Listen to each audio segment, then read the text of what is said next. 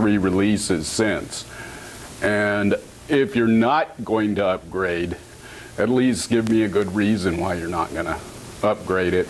In other words, it doesn't run at all on my, which might be the real bug, is that the new one doesn't run for you.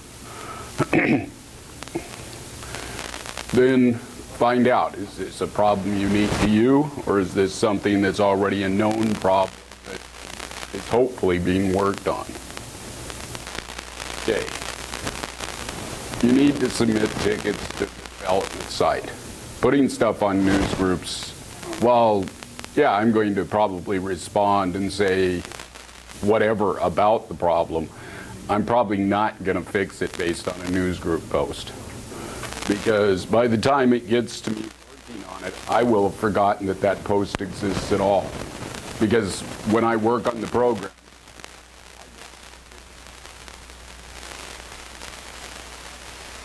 I decide what I think is the most important problem, which probably is the one I submit.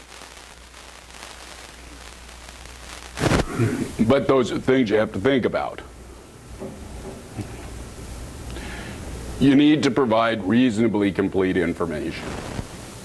Provide a contact information in your ticket. If I have a question about it and I can't contact you, it's never going to get fixed. Not even get looked at. Because if I don't have all the information,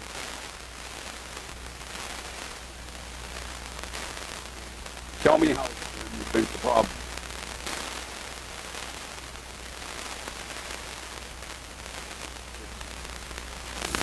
Things deep, yeah, you're going to report it as minor because it's really not going to adversely affect the problem. If it crashes every time you open it, you'd probably report it as a blocker. That, yeah, this has to be fixed. And one of the most important things is this a new problem? In other words, has this happened in every version you had and you now had finally gotten around to reporting it, which of course then makes it minor, or it suddenly started happening. Very useful information, because if it just started happening, that means I broke something. And it's pretty easy for me to go back and figure out what I changed and probably figure out what I broke. Now, if you wait 3 releases down the line to tell me that I broke something 3 releases ago, it's a problem. Because now I really don't know where it happened. I can't just go back and look. Again, I talked a little bit about the version of the software. And give a brief description of what you're doing. In other words, if you're using Warpstock, I'm probably not going to be very interested when you say the support doesn't work. Because yes, it doesn't work. And so that's something to think about, is that if you are using a very old version of OS2, there are things that have been added into the operating system, which I am probably using in my not going to work. They may, depending on how I work, it may be programmed. But if I'm calling into DDLs, work on old systems, but without some of the functionality. Okay. You want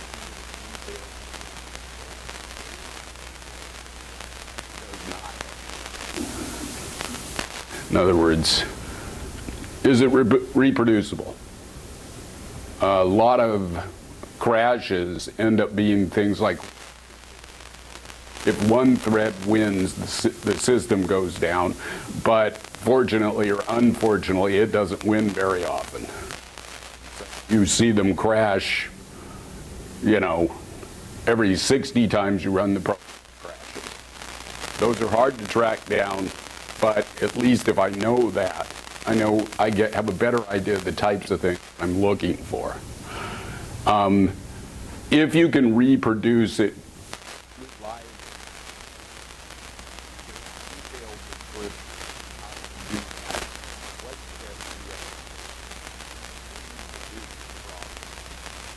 because that means produce the problem. It's a lot easier for me to fix something that I can actually reproduce, because then I can tell what my change.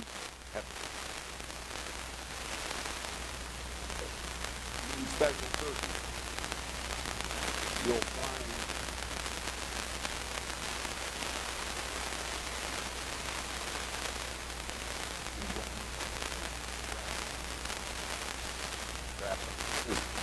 now that's often a flag to say that part of the system is taken down, and that's what happens. If something isn't there, and some things only happen if you open a corrupt data file. Now, a program shouldn't crash because it tries to open a corrupt file. Corrupt file, and so it's still a bug.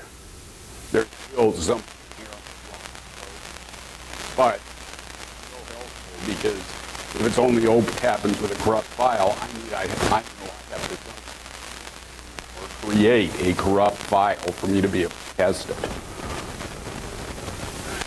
I've sort of split into various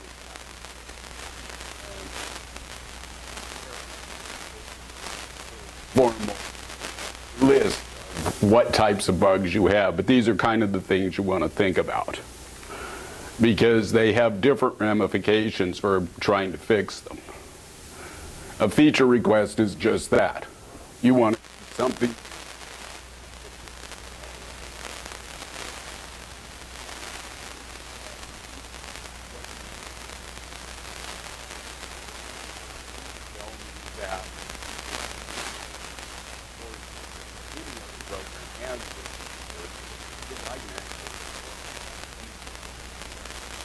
I understand better exactly what it is that you want this to do. And if they're open source, occasionally for another open source program, I can borrow the code. And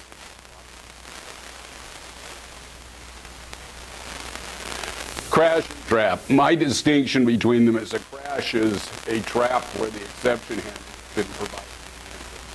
Of course, isn't a good thing.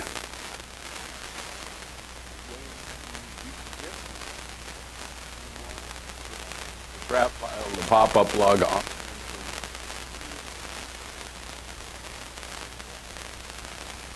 Don't give me the dump file. First of all, most ticketing systems, you can't upload a file that. But tell me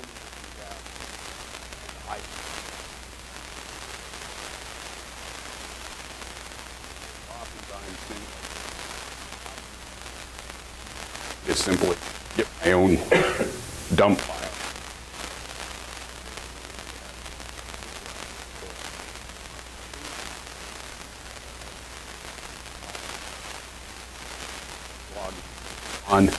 I may ask you to turn logging on and see if you can reproduce it.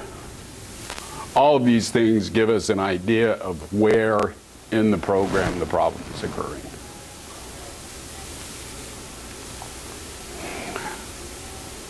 When you're getting ready to submit a bug report, when that program first crashes, save your log files.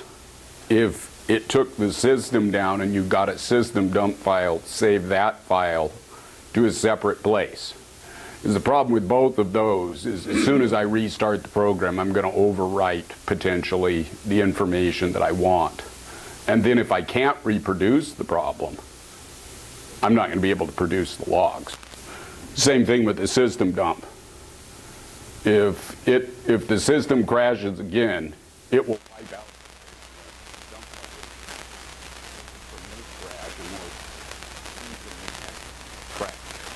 So you want to save those things in safe places while you're finding out if you can reproduce a given problem.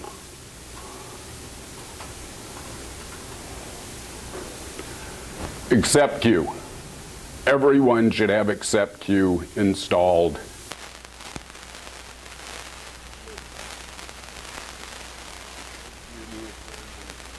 All of the versions.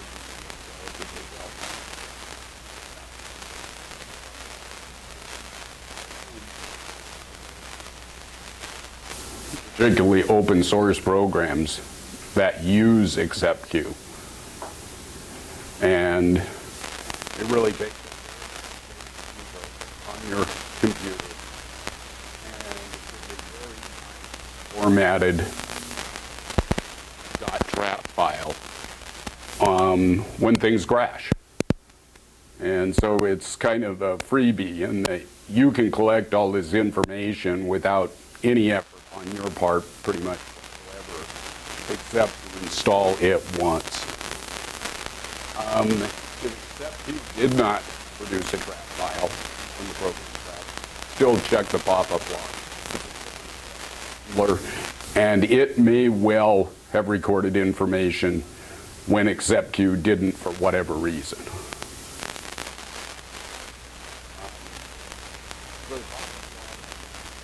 Press pop-ups, whatever drive you like configure systems. It's the default install. So probably everyone has that set up unless you've actually made an effort to take it out.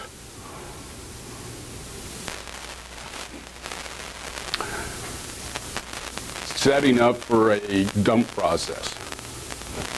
It's really quite easy. Basically, you type in a command line proc dumps on, and you tab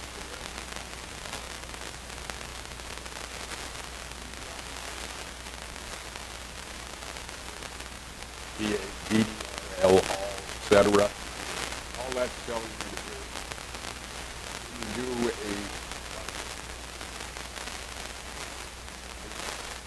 it turned on, it dumps a relatively small amount of information. Someone may ask you to do that to command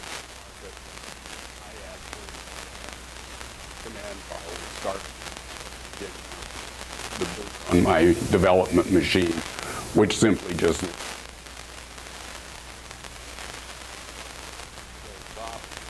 and other two lines of places that you can read more about the different process dumps. That's Steve Levine's website for anybody who's not aware of why it's Steve 53.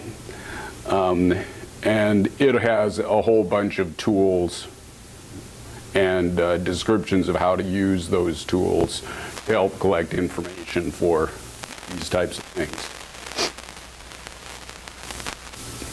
If you want to capture a system, you have to set up a dump partition. If your memory is 2 gigabytes or less, you can set it up as a fat partition. Those are simply the instructions. You're going to make a partition that's 261 cylinders or 2046.5 megabytes. That's the largest partition you can make that you can format fat, because it has to be an even cylinder. In other words, you can't have a fractional cylinder. It has to have the version label SA dump, and you put the trap dump in quotes, and with that same whatever drive you format it goes in the configure system, and then it will simply automatically happen. If the system traps, it will put the dump on that.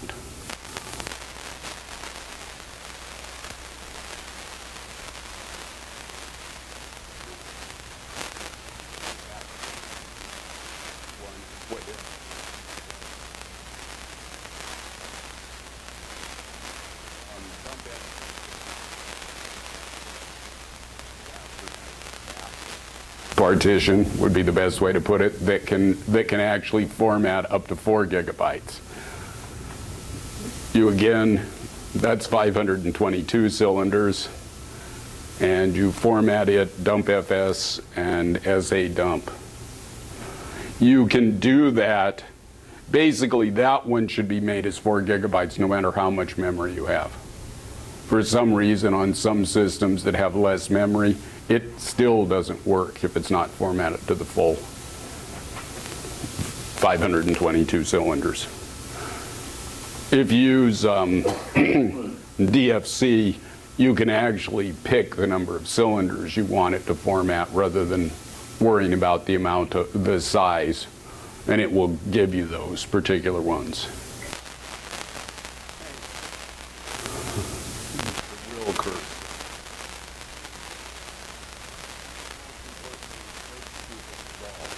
Remember this yesterday? Huh? How many Mississippi should you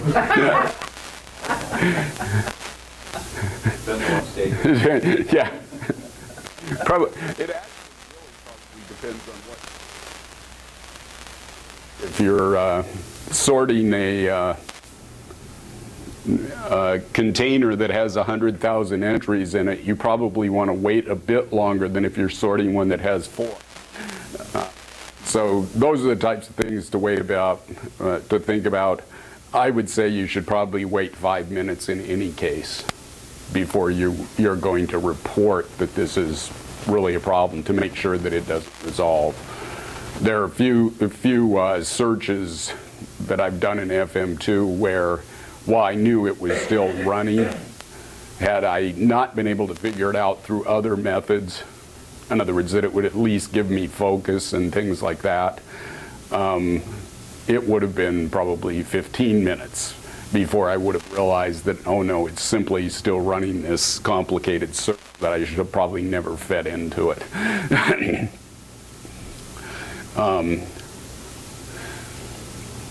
The other obvious thing to do is figure out if PM's responding.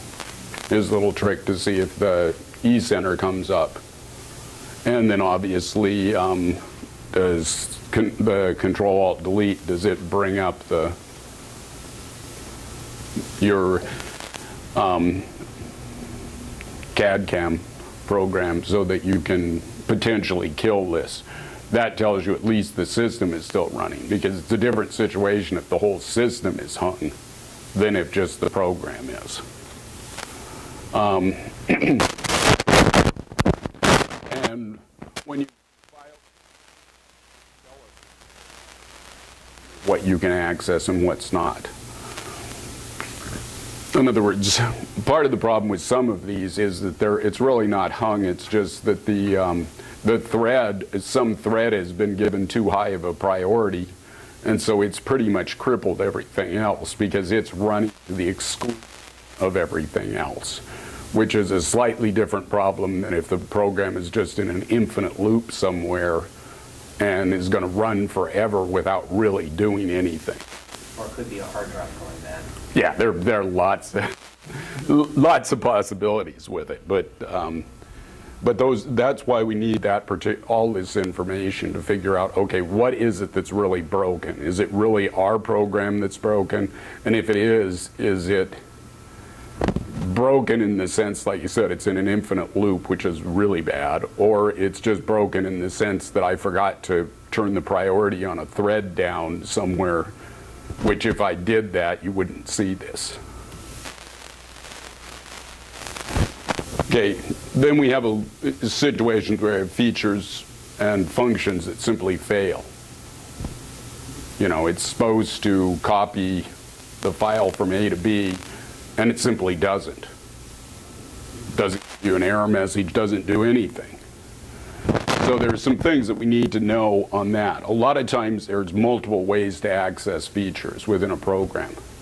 And sometimes one of the more obscure pathways somehow managed to not get updated, so it no longer works because the feature name got changed or something of that nature. And so you'll try to do it this obscure way and it doesn't work. But you try to do it the 3 other ways from the 3 other menus that you can access it, and works just fine.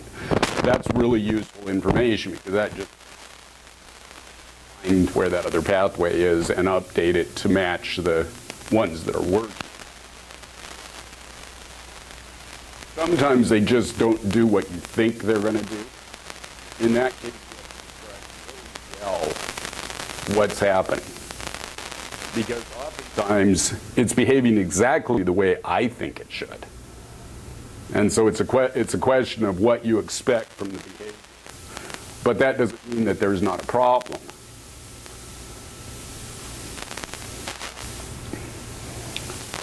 Okay, things to think about before you report this is ported software, for the most part, isn't going to have some of the nice OS2 behaviors. In other words, the chord cut and paste aren't going to show up in a lot of Linux programs. It would have to be coded separately.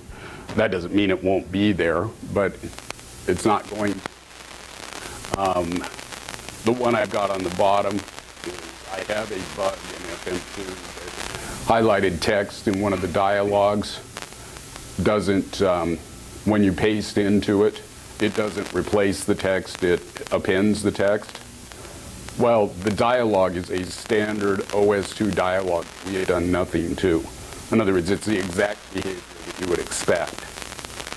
Except, obviously, in a lot of places, that's not the behavior you get in OS2. You would get it overwritten. But those are the sorts of things. So always keep in mind that what you think is standard behavior may simply just be behavior that's somehow nothing truly broken. It's just simply somebody didn't write the extra code so that it behaved more like what is typical in OS2. That doesn't mean it shouldn't be fixed either. It just means that it's a different issue than that there's something broken. Okay, annoyances. Obviously, the first one is always fun, documentation. I actually prefer that, you know, it just to be gone than to be wrong. But I have both. You know, we talked a little bit about the slow interface response under hangs. This is one to figure out that it's just a slow interface. In other words, it would be really nice to fix against slow interface response, but it's not truly broken. Long processing time. Again, you need to, before you something, it's got to be reasonable.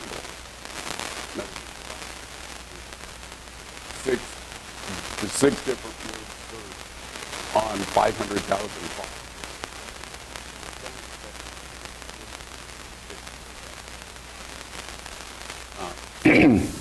Inconsistent interfaces.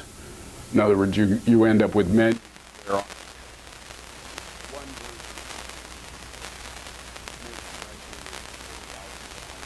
And then left-click version of the menu, it's the down. And it's just things where you're constantly searching for things. There's nothing really wrong. They all work, but they're just not in the same places. And those are things that should, in reality, be fixed. And in reality are usually pretty easy to fix. Other things, spelling errors in programs. Needless dialogue is one that drives me crazy. You know, it tells you successfully completed what you knew was successfully completed. And then you have to, of course, hit the OK button. You know, some of it's just look and feel. You know, the icons are you can't tell on the toolbar what each of them are by looking at them. They're 18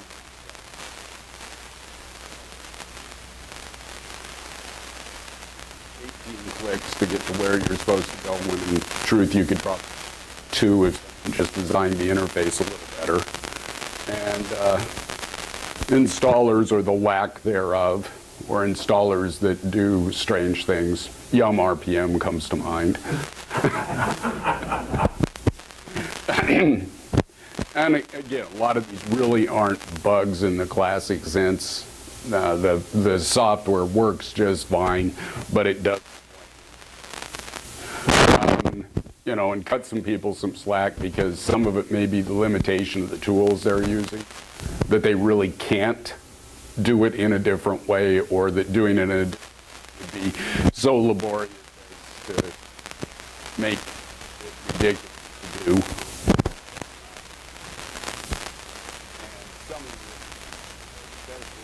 older software that is being maintained,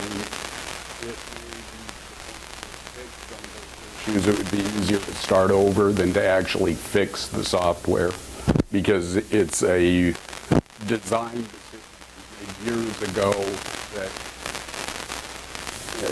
you might never decided to design it that way. It's what it is. These are some of the things that people who are non-programmers can actually help with. In other words, if you can do image work, you can help by upgrading some of those bitmaps or icons that are broken. If you can write installer scripts, you can write a warping script for the program. Most of the developers will accept these. It's relatively easy to fix menus. They're all in resource file. And generally what it is just simply, if it's the organization, it's a question of cutting and pasting the information that's already there into the order that is more palatable. And obviously fixing spelling entries is easy. All you have to do is search the code base for that misspelling. And there's probably only one of them. And you can tell them exactly where it is, or you can fix it. And, if you are really using a program enough to be thinking about filing a bug about it, you probably know documentation for it. And developers, that's probably the biggest bane of our existence, is actually documenting how the program is supposed to work. Because even when we do it, we usually are so, it's so inherently obvious to us, since we created it in the first place, that our documentation doesn't really help you very much, even if it's there. And, if you're willing to do any of these, when you report the bug, offer, I'm willing to help you with X, Y, Z if you're interested. And there's a lot of us who will say, great, yeah, go ahead and redo my icons. I know they're ugly. Okay, cosmetic defects sort of overlap with annoyances.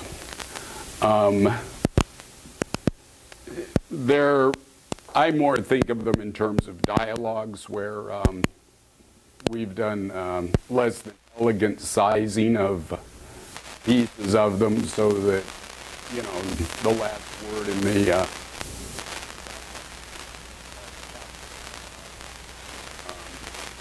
some of the controls you can't get to because they don't fit in the dialogue because somebody's too far over.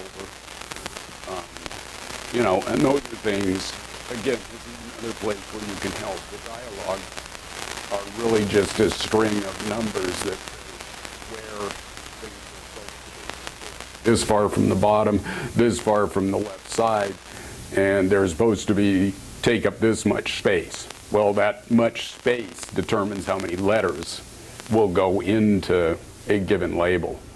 And this is another thing that don't really think that they already know that that's going on. Because I'm pretty sure there are dialogues in FM2 that I have never opened.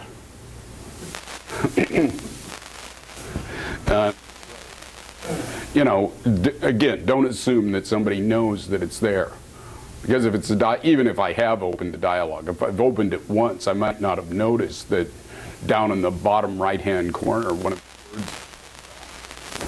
And so if we don't know, we're clearly not going to fix them. These are really easy to fix. A few other tools that you may have utilized in figuring out what's going on. Trace, it provides API tracing. I can trace what's happening to various calls that are being made. And it's an optional part of OS2. You may have to install it depending on what install decisions you made on your initial install. Theseus is a memory tool and process analysis, as it says there.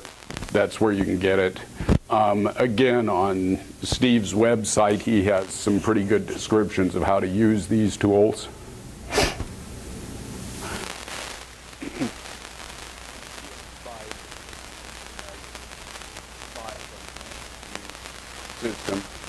System. Basically, all OS2 programs are simply a bunch of messages between windows, and so this is a way to trace when and where it is doing various things. Don't look at one of my bugs in FM2 to figure out how to file a bug for FM2. A lot of the bugs that I put up there actually were put up after the bug was fixed. It's a way for me to be able to track change sets those bugs were fixed in so that I can easily search for them later. So yeah, the information in them is really cryptic because all I need is to remember what it was that I fixed. So, you know, you need to make much more extensive bugs because we often have our notes separate and things like that on ones that we reported. And I was going to show you some examples, except I don't think I can because I don't think that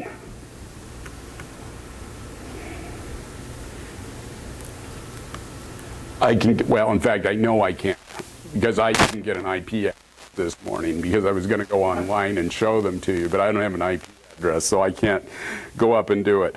So basically, what I will do is simply take questions of individuals that are